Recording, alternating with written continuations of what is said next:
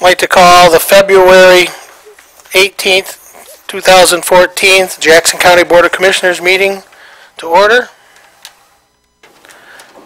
Commissioner Phil Duckham. Thank you, Mr. Chair. Everyone please stand. Please bow your heads. Let us pray. Lord, we stand before you tonight and pray to you for wisdom, guidance, and humility as we conduct the business of Jackson County. Lord, we ask that you bless our troops, our men and our women around the world who protect us both day and night. Lord, again we ask of you that you provide us safe passage as we return tonight to our homes and families. In your name we pray. Amen. Karen and Troy, could you please join us?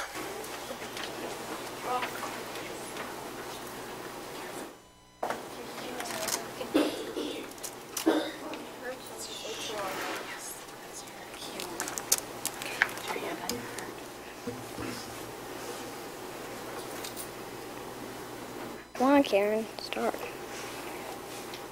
I pledge allegiance to the flag of the United States of America and to the republic for which it stands, one nation, under God, indivisible, with liberty and justice for all. Now can I sing it? Thank you, Troy. Thank you, Karen.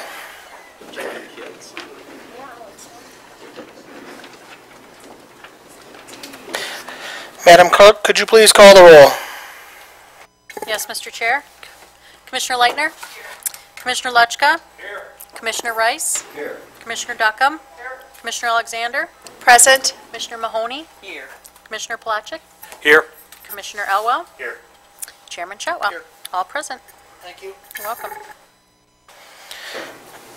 Entertain a motion for approval of the agenda. We have a motion and support. Any items to be added or deleted? Seeing and hearing none, all in favor? Aye. Opposed? Duly carried. We have no awards and recognitions to come before the Board of Commissioners. Are there any written communications or petitions that you would like to give to the Board of Commissioners? Seeing none, we have no special orders or public hearings. We've arrived at the first opportunity for public comment. During this public comment time, each individual will state their name. You have 5 minutes to address the board. You may only address the board once under this public comment opportunity and may not yield your time to others. The board members will not debate nor answer questions at this time. Any public comment? Any public comment? Seeing none, public comment is now closed. The Board of Commissioners will stand adjourned while the Policy and Finance Committee of the Board of Commissioners meet on the JDOT Township Match Policy. Commissioner Duckham's asked that we meet over at the white tables, please, so everyone can be heard.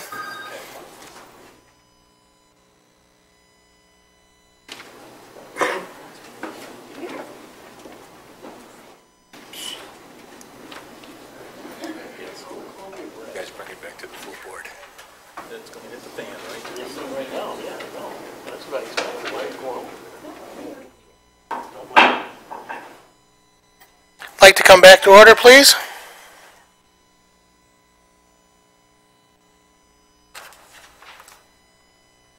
At this time, we'll entertain a motion for approval of the minutes of the January 21st, 2014 meeting. So moved. We have a motion and support. Any corrections? Seeing nor hearing none, all in favor? Aye. Opposed? Duly carried. Consent agenda. Motion and support on the consent agenda. Any items to be pulled?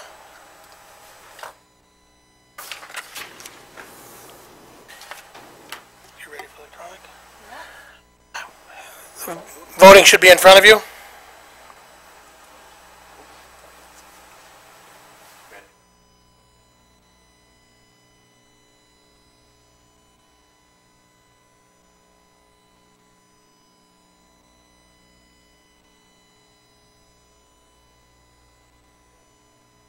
Yes or no? Thank you. Consent agenda is unanimous.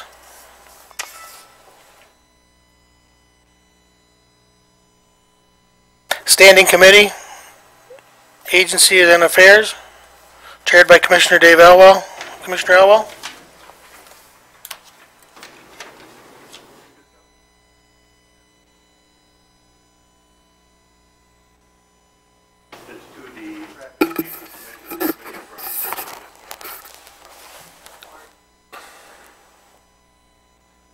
We have a motion and support. Any nominations from the floor?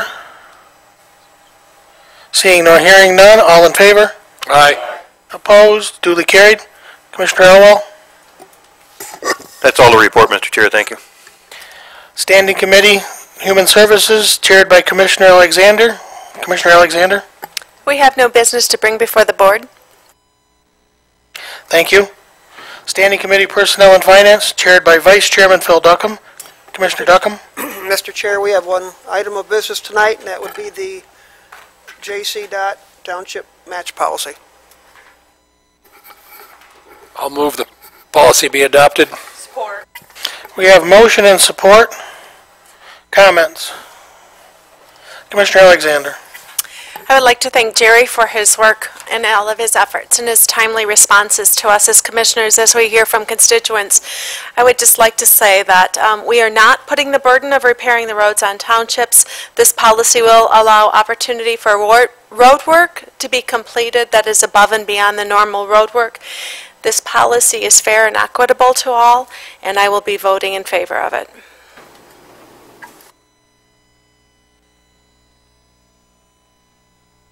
Commissioner Duckham?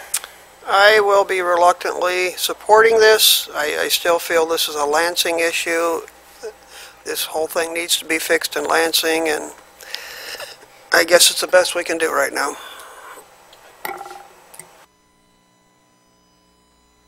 Any other commissioner comments? 15A, J. Township Match Policy is before you. If you could please vote.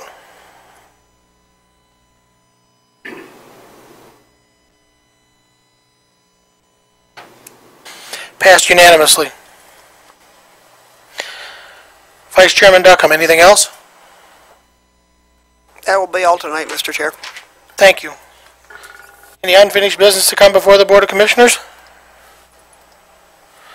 Seeing none, we've arrived at new business. Board Retreat Session 3, Target and Priority Settings. Administrator Overton will handle this part. Thank you. Michael? Thank you. Quick question first. I can sit here and speak this way, or I can go out there and speak that way. I have the clicker, and Adam's there to assist. Does anybody really have a preference either way? No? Then I'll sit here. That way I don't have my back to the audience, so to speak. Yeah, there you go, yes. Obviously, this is the last segment of our board retreat. Actually, Adam, is it going to work? On? Hang on. Oh, I got it. I think I got it. Just slow. There we go. And yeah, I think I did print large enough so I'll actually be able to read from here without having to try to keep up with my laptop as well. Can everyone hear me okay? Because when my head turns away, everybody, okay. Goals for wrap up. Obviously, the first thing, we're going to broadly review our strategic plan. We did this last August, I believe is when we last looked at this. It was part of the 2020 process, if you recall, for that. Compare our targets, or come out with target budget for 2015. That's one of the things we hope to come out of this session this evening. And of course, we're going to work through some options. Some of these are more difficult than others, as you can well imagine and recall from prior years. This here is complicated, but this is what came out. This is the diagram we've used for our strategic plan. It shows the 5. And I'm just going to skip ahead because I have a better one right there. It shows the 5 priorities that the board has come up with. Economic development, and I don't necessarily need to review all these, but yet nonetheless, they definitely deserve mention since they are the priorities as identified by the board. The Enterprise Group, as you know, is the lead agency in our county and for economic development. They report out frequently. They do a very good job. We're very pleased. I had a meeting today with them, the executive committee, and there's some promising and exciting opportunities, I believe, that in a near future that they'll be able to announce. You know how that works.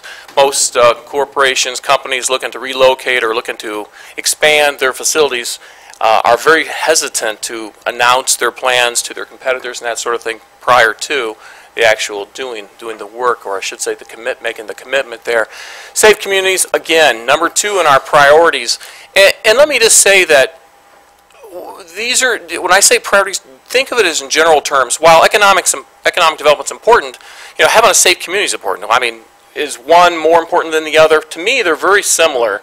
You can't very well say, you know, we got a thriving community, but everyone's afraid to go out of their house. They really are not mutually exclusive. Healthy communities, much the same. Health department, our health improvement organization, arts and recreation. Again, what is a community if it's perfectly safe, but there's nothing to do? I mean, it's a whole gambit. You need the whole enchilada there. Community and social supports, Department of Aging, which we have a millage. We do a very good job there under Marcy's leadership. And education, obviously that's not our primary focus. We are not the schools in the county, but at the same time we recognize that they, our leadership there has a big impact on economic development in a sense that you have JAMA, which is teaching people to weld, teaching people to, you know, run CNC machines. That's all part of education outside of what one would consider the more traditional approach to education. Intergovernmental affairs. I wasn't going to say anything about that, but you know, I think I will. Clearly, this day and age, with limited resources, and in fact, we just demonstrated with our need to ask the townships, while the policy's been around, I do concur with Commissioner Duckham that I doubt it's been implemented very often. But we are at a point now where if we're going to make some headway in improving our roads and improving the service delivery of all the services that we provide, we're going to have to do so in a collaborative effort, working together, intergovernmental. We have a nice relationship with Calhoun. It has generated savings. We will be able to show those. We have relationships with the city and with HR. We're looking for to further those relationships, not only with the city, but with other counties. There's a couple prospects we're looking at right now. In fact, I've got a meeting in a couple weeks with another county administrator, looking to do some different things. What can we do? So that intergovernmental affairs and cooperation is very much afoot and very much a part of the future of all local government. More regional cooperation. And of course, improved work environment. I don't want to say a whole lot there either, because that's really an internal service orientation, if you will, from us. We want to have happy, productive employees. They're, you know, so we need to do things that streamline our process. Streamline our processes and become, you know, more efficient in that sense, while at the same time recognizing that we do not have a whole lot of additional dollars, and we'll talk about that a little later too, to reward people. So we need to look at some of these other ways of doing that. This here is something you have not seen. Back in November, December, we did the citizen survey, and you'll see there it says which strategic priority is most important to you. I need better glasses.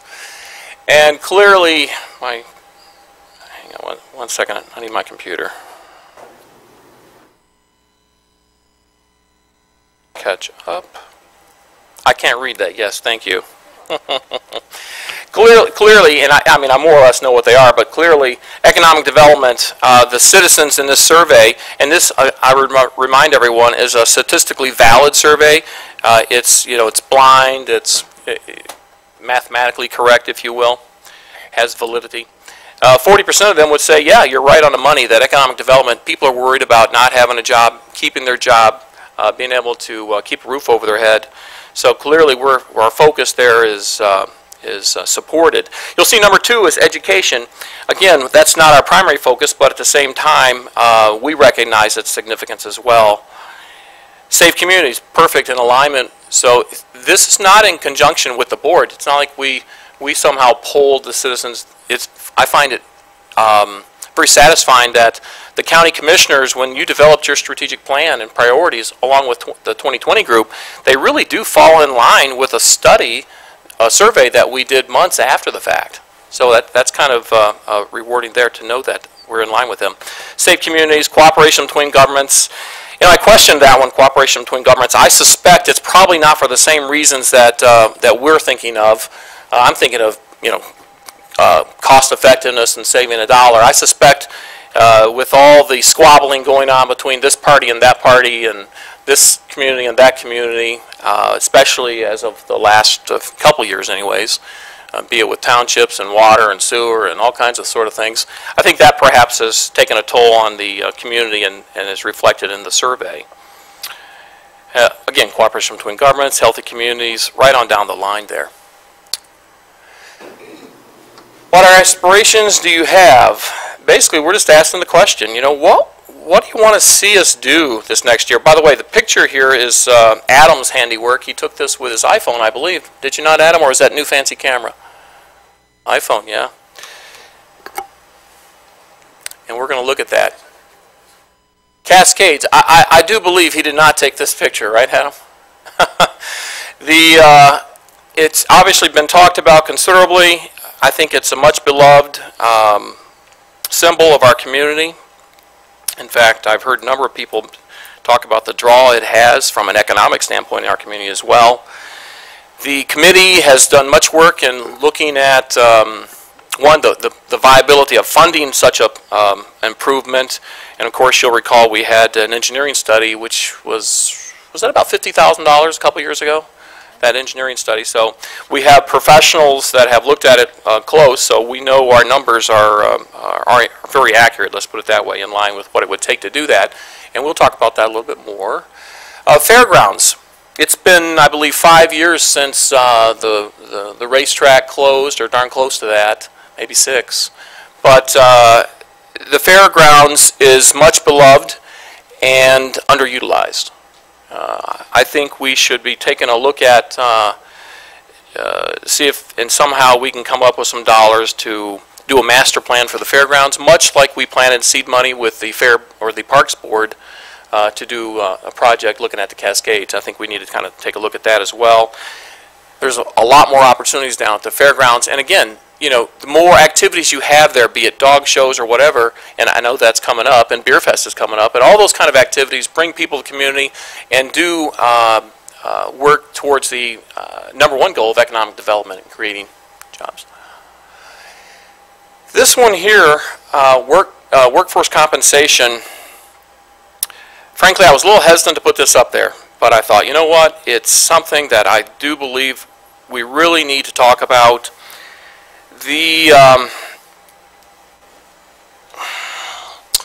It's been 5 years that it's been tough times, and we're always cutting the budget. That does start to take a toll on employees. While I believe the county has done a good job with their budget and their limited resources, and frankly, and trying to keep employees on a even keel for compensation, it has been a long time since we actually took a look at the means and methods of which, how we decide or determine what an employee, what their compensation should be.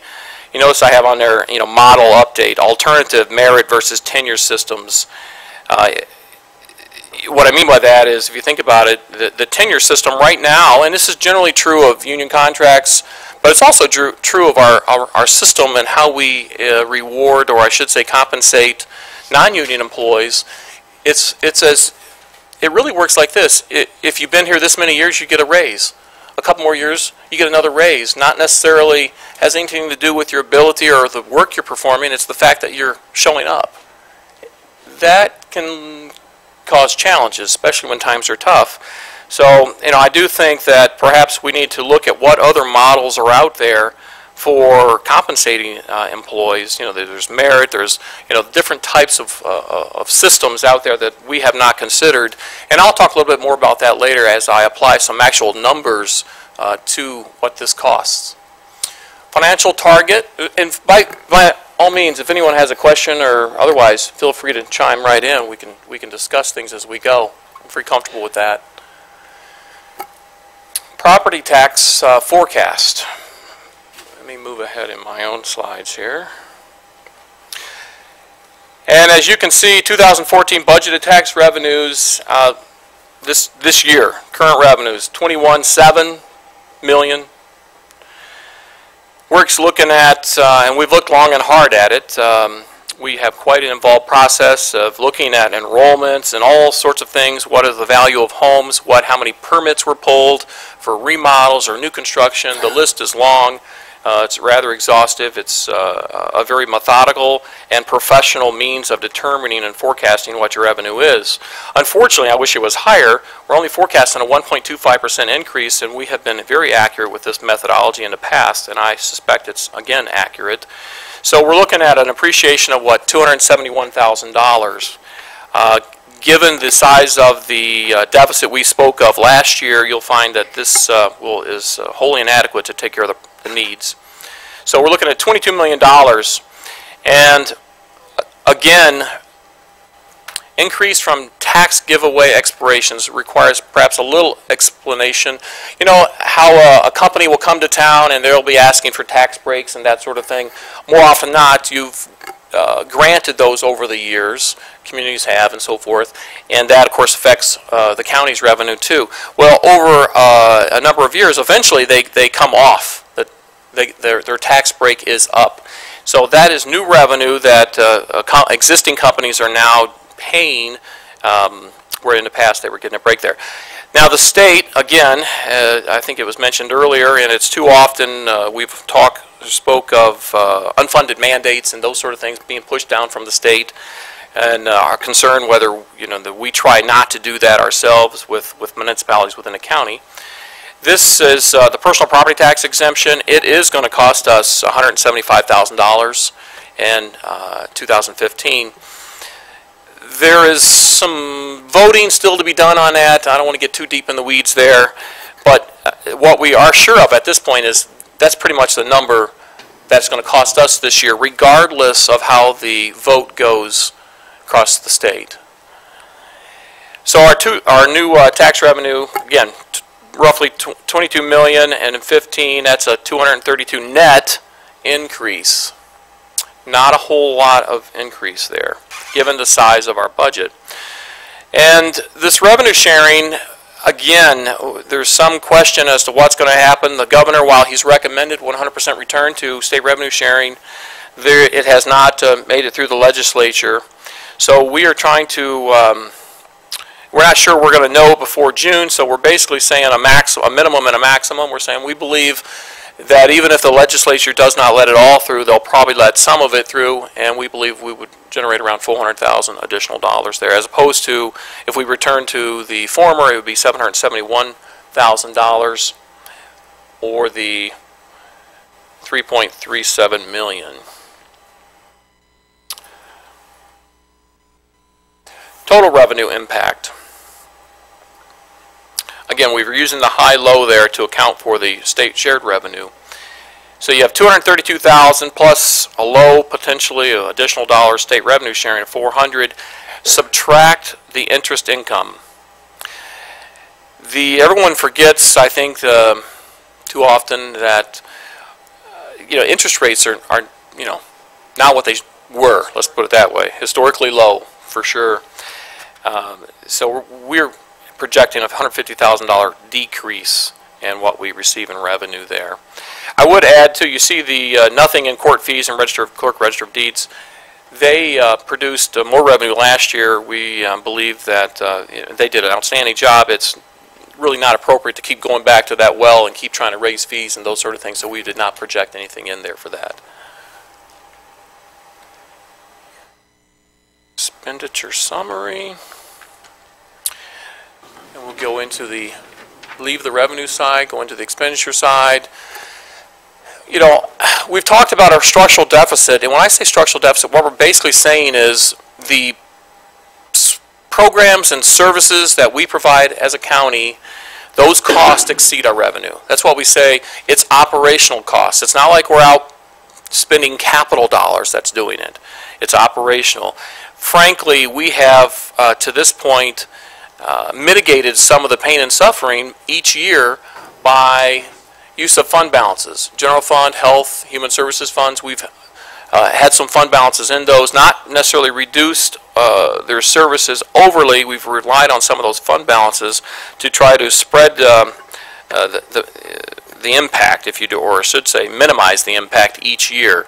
There's two trains of thought there. Hindsight's always 20/20. You know, we could argue that, you know, 5 years ago when things really started going south, maybe we should have just chopped off the arm at the elbow.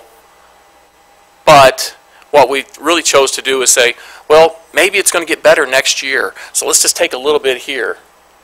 And then next year we find it, oh no, it's still going the wrong direction. Well, we'll take a little more. And next year, a little more. So in a sense, you know, it spreads the pain and suffering. We could have taken the whole arm the first year, readjusted, and we wouldn't have to be making cuts every year. But again, hindsight's 20/20. Who knew? And frankly, I'm projecting, I think, I shouldn't say the group, the team is projecting that we're probably another 2 years.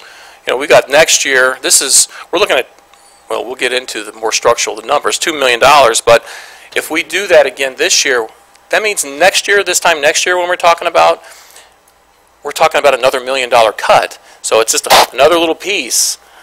But to do it all now when we think we're close to seeing revenues increase enough to where we can take less, would we believe would be the wrong approach at this point in the process. There it is. We put it in red. You'll recall this is not a surprise. This time last year we had this discussion. You know, we were trying to cut $2 million last year. We ended up taking $1 million, spreading it, and moving, knowing full well that we would have to do it again this year. We have had some additional cost, and we'll speak to that. We were much better off up until recently. We'll show you that. Projected fund balance. Move my thing ahead here. Again, the $2 million, but this year in 13, at the end of 13, we come out with a surplus of around $400,000. We're going to add that in there. So while we made cuts, and we really appreciate the work that everyone did to make cuts, as well as we made some gains in modifying and updating some of the fee structure in courts and so forth, we still managed to reduce the budget by $400,000 under our revenues. Now, for some of these, I don't want to say unanticipated costs, because really they're not, but nonetheless they're painful, and that is health insurance. Roughly, our retiree costs are about the same costs for our active employees, just over $5 million for our retiree costs. This year, for 15, we're looking at another almost $500,000 increase. McGraw-Wentworth has basically said, that's our consultant for health insurance. They're, again, very methodical. They do a very good job. They understand the law as well as anyone can, if you will. And they believe that, by and large, the vast majority of that is fees and taxes directly attributable to the ACA, that extra $500,000 that the county's going to have to pay. I was at the Chamber Board meeting this morning at 7:30, and the city manager was there, and he was speaking the same language, and the city is looking at hundreds of thousands of dollars in fees and taxes this next year as well. And I'm sure it's common. In fact, one of the business owners there, who I'll leave her name out, was looking at $200,000 just for her business additional fees. Obviously, she's a significant business owner, but still, an additional $200,000 in cost of health care directly attributed to that. It makes it very difficult for counties, for local governments to balance their budget. You know, we're trying to cut and do the right thing and provide the services that people need when, again, we have unfunded mandates and things like that being pushed down on us that we really don't have any control over. Retirement impact. Again, this is not new to anyone. We've talked about it before. The ARC, the annual required contribution, $5.4 million. Now, we are fortunate in that the stock market is doing well, and I know oftentimes I hear, you'll hear people say that, oh, the stock market's doing well, the rich are getting richer. Well, you know who else is in the stock market? Our pension system. And thankfully, because they've done very well in the market, so that is you can see the funding level is up to 140%. And just for those who may not understand what are the, yeah. What did I say? Okay. Yes, it would. Well, that's what I was going to say. What people don't, I think, understand about the pension system, it's the defined benefit. That means when we promise employees they're going to have this benefit upon retirement, regardless of what it costs, the local government has to figure out how it's going to pay for it. So you set aside money to meet that future need. Well, if you expect a reasonable return on your investment. If you don't get that reasonable return, it's not the employee's problem. It's the local government's problem. They got to figure out where they're going to come up with those dollars. And we are not fully funded in our pension system, even with $5.4 million annual contribution. Think about it, that's $5.4 million on really a $40 million budget. So that's a significant number.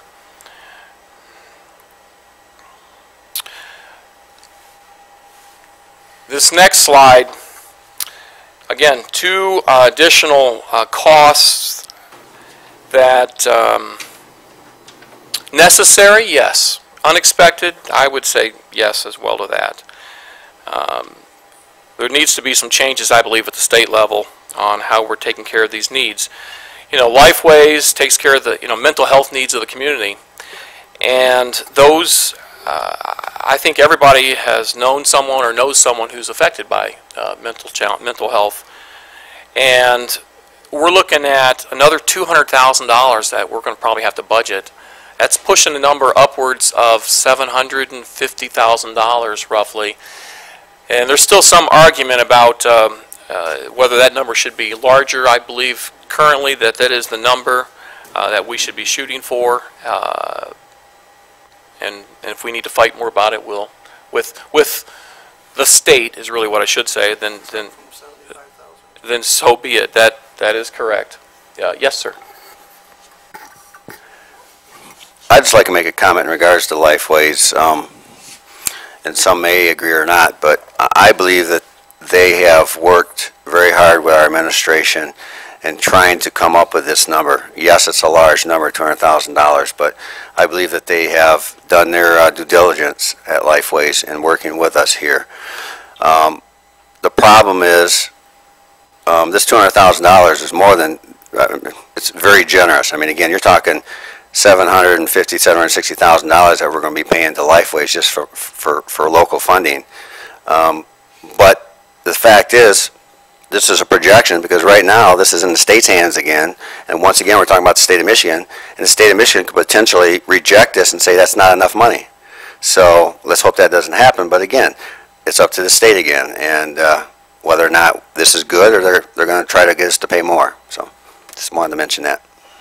Thank you. I would concur that we have had numerous meetings with administration over Lifeways in earnest. I think they're truly trying to resolve the issue and manage as frugally as one can given the issue there. And I believe the same of Child Care Fund. For those not necessarily familiar with Child Care Fund, you can only imagine the position we're in. It is almost impossible, and I think it would be wrong for someone to say to little Johnny, little Johnny, we realize that your dad is abusing you, but we don't have the budget, so we're going to leave you in that home. Judges won't do that, and we can't do that. So, unfortunately, when those situations arise, we have no choice but to find foster care for those folks, or children, and often, I shouldn't say oftentimes, but sometimes it's not necessarily little Johnny's being abused by his parents, little Johnny's abusing his parents, or something like that, and they can't go to foster care, so they have to go to more institutionalized care, the 12-year-old, the 13-year-old, which gets very, very pricey. We are looking at, again, another $250,000 increase. So this number has gone from roughly about $1 million, what we normally were budgeting just a few years ago, to $1.5 million. It's what we're projecting for 15, or 1.55 actually. So again, it's expenses that are beyond our control. We see the need, but at the same time, we struggle with where to find the money to do these things.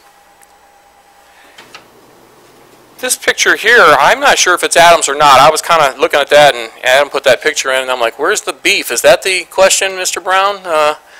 Where's the beef? Compensation. The step increases, you know, what people I think don't realize, and I know the board does, but whether the board grants an increase across the board, a market increase or not, the county experiences salary increases based on the system that we have set up. Again, you've been here, I've been here 5 years, I get the 5-year merit increase. You know, regardless to whether it's warranted, that is the system, that's how it's set up. It's that way in most places, in all honesty. It doesn't necessarily make it right, but I know that's, and it doesn't necessarily make it easy to change, but that is the system. So we're looking at that, and we have this other bit in here just to show that roughly $20 million payroll, so every 1% is around $200,000. I propose that next month, March, we will need to have a closed session to discuss that very issue because, well, today I had a meeting with HR and JDOT. We're discussing union contract negotiations. All the union contracts are up this year, so again, makes it that much more challenging this year. And as you very well know, union contract, they're going to expect enhancements to benefits or pay increases or pay. That's the expectation. And how we deal with that, yet to be determined. But in this budget here, we did not include market increases. So the numbers you're seeing are exclusive of that, or do not include that. They do include the step increases because that's something that's been bargained and agreed to, both for union and non-union as well.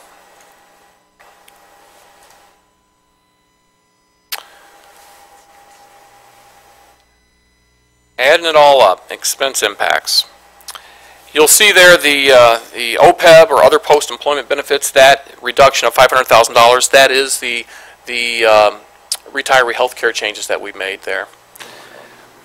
Imagine where we would be if we had not made those changes, $500,000. And then, of course, unfortunately, there's the $474,000 increase to existing health care costs while we're not adding any benefit to our employees. You know, I would add, also add there that we only have a couple more years, what is it, 15? Until the Cadillac tax kicks in under the ACA. And that, for those not familiar, the Cadillac tax, which our plan would fall under that, as it is, would require us, the county, to pay an additional 40% tax on our plan. I can assure you we cannot afford that. We will have to change our plan. We are going to be looking at alternatives this year and what can we do to make our plan fall beneath the Cadillac tax. We're in contract negotiations. Generally those contracts are 3 years, so if it's going to be, we need to be doing it this year and have that conversation. It's going to be a difficult year for some of those conversations. Those are we have a number of employees who are very stressed already with the 20% that they're having to pay, and of course that wasn't necessarily a county mandate, that was a state mandate there. It all has had a toll on them. Retirement contributions, no change. Healthcare cost increase, child care fund $250, LifeWay's $200, And of course, the step increases, as you can see, we're pushing $600,000 there, even with the OPEB change. Like I said last week, I believe it was, Adam got the good news, and I'm left with talking about the challenges ahead here. But necessary conversation. 15 targets, new expense impacts. We just talked about that, 574. New revenue impacts. Depends on state sharing or not, what happens in the legislature there. I've been told by some legislators, I'll leave their names out of it, that they do not believe that the full amount will get through the legislature. So if that's the case, it's probably more likely and probably more appropriate for us to be thinking about the lower number as opposed to the higher number there. Net impact, offset, negative 91,000. Structural hole, 2 million. Use of fund balance, taking $1 million out of reserves. Now, the thing I didn't really mention is in our reserves, we're actually a little over what our policy calls for. We were roughly 29, almost 30%, 29.8 or something percent. And our policy calls for roughly, top end was 24%. So we do have that capacity there to again, draw down and spread out some of this impact, and that's what you're seeing there, that $1 million. The $300,000 is the excess revenue we had this year. I shouldn't say excess revenue, it's the reduction in budget this year in 13 that we saw come January. And you'll notice too the number was $400,000. We put $300,000 here because we were thinking that we could be using some of that there, earmark it for some of those other projects that we talked about earlier for 15. So we'll be looking at some of those kind of things, or potentially the end of this year there. But there's the cuts. We're looking somewhere probably closer to the 800,000 mark, in all honesty. I'd hate to be shooting for 8 or for 4 and find out at the end of the year I need 8. That's not the position you want to be in. But we're trying to be very frank and forthright about what the numbers are with everyone. Next steps. Well, starting tomorrow, we're going to be having conversations with the department heads, the elected officials, in regard to what they believe they can do in their department. That's just the start of the process. It's not like we're meeting tomorrow or anything, but it's the start of that process there. And then come March 12th or thereabouts, we'll start inputting that data into the budget, meet with the department heads some more, end of the March, because to some degree, you kind of work in isolation. You're working with all these different departments and elected officials. You got to kind of bring it all together to really see where you're at the end of the day there. So towards that end of March, and then we'll create a recommendation in early April. Put it together, have some more conversation, and present that budget to the board on June 6th. And of course, moving for the hearing and adoption later that month. Questions, concerns, or otherwise discussion? We have, this isn't the last conversation, obviously, so, feel free to stop in, call, or email, or otherwise, any concerns or questions.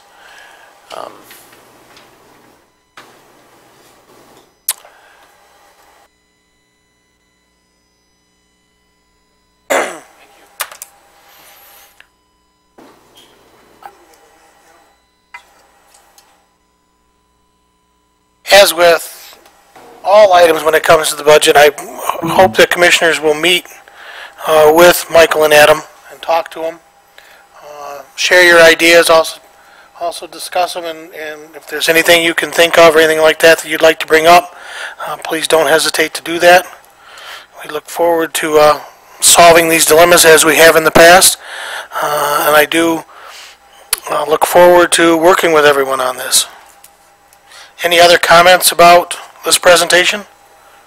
Commissioner Mahoney?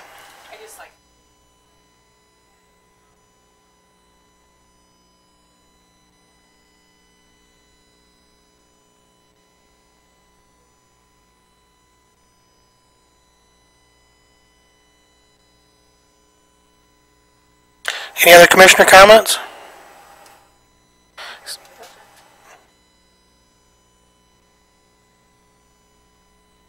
Seeing none, we've arrived at the second opportunity for public comment. Same guidelines are in place, just that you have 3 minutes at this time. You may not yield your minutes, nor will the Board of Commissioners debate, nor discuss, or answer questions at this time. If you'd like to address us under public comment, please feel free to step forward.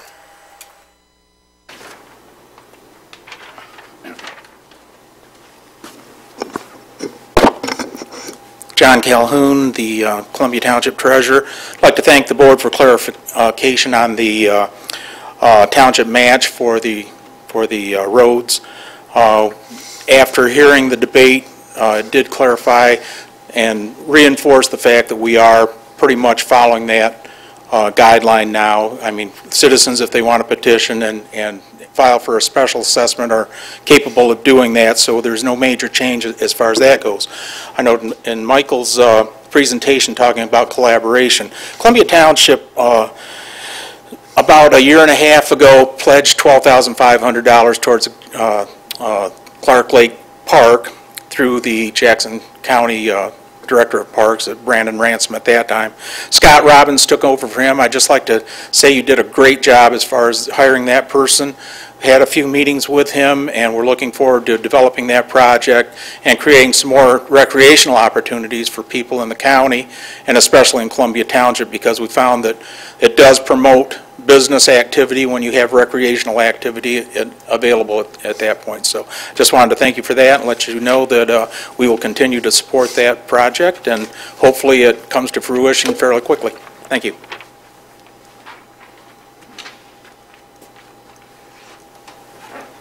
Any other public comment?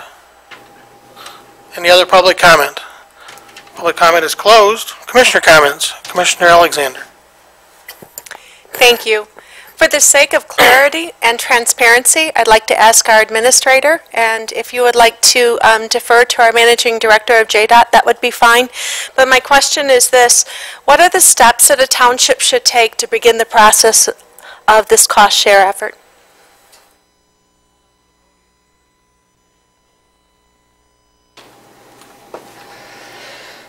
The process would be that the townships would contact JDOT, myself in particular, to give us a list of roads if they've got them, or and a lot of townships have just been coming in and saying, all right, we'd want to at least look at getting a 5-year plan. And when they do that, then we can actually sit down with them, establish a list of roads, build them cost estimates on an actual an agreement paper so that it's spelled out. We always submit that back to them. Then they would present that at their township board level for approval. Once they've approved it, then it would come back to us to get approval so that we can move forward with those particular projects.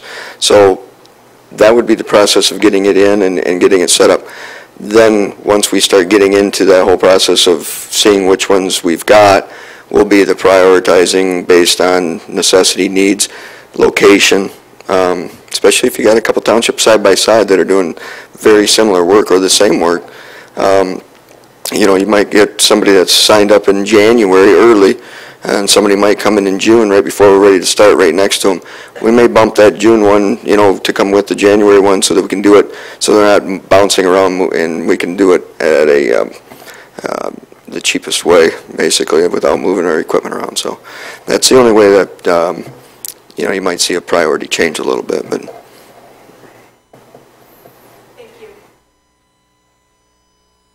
I think one of the things to stress, as Jerry and I have discussed this in the past, is the townships, they don't have to know exactly which roads and what their needs are. Jerry is more than willing to sit down with them, look at their roads, drive their roads. He has driven a number of roads with township supervisors and others. Drive the roads and help them assess. He's an expert. Help them assess their roads, what their needs are, put together a plan so that there is a plan, and then they can work on meeting that plan as far as funding or make some logical, informed, professional decisions. Thanks, Jerry. Mm-hmm. Commissioner Elwell? Just briefly, downsizing of the commission last time, one of the committees that, in my opinion, kind of went by the wayside is Policy Committee. I recognize that it's wrapped into Personnel and Finance, but one of our main charges was just simply going through all the policies, updating the older ones or more important ones. We've totally lost that because of the number of commissioners and the committees we've got, but I see wisdom in somehow, again, doing something with that, whether it's an ad hoc committee that regularly looks at policies. I think if we had the old policy committee together, we wouldn't have had this long issue with this current policy we're looking at now, so hopefully we can see wisdom in doing something with that. Thank you. Any other commissioner comments? Commissioner Mahoney? I would just like to inform the board, for those commissioners who've been around for a while, that Mike Hoover, a former member of the Lifeways Board, passed away, and we just want to remember his family, his daughter in particular, with his passing. Thank you. Any other commissioner comments? Commissioner Lechka? Just some things that are going to be happening in the county. March 8th is the Beer Fest at the fair. That's where we raise our money for the premium account to pay the exhibitors that show. It's noon to 5. And I think there's room for a few more volunteers. If you want to volunteer, call Denise. Then, as you probably heard in the paper, the fair will kick off that evening, the first night, with the musical group Alabama, August 3rd. And they've been here before, and this could be, they're only going to play 10 places this year. They may not play any next year or after that, so this could be a farewell tour for them. It's not labeled that, but get your tickets. Thank you. Any other commissioner comments? Seeing none, we have no closed session. We are adjourned.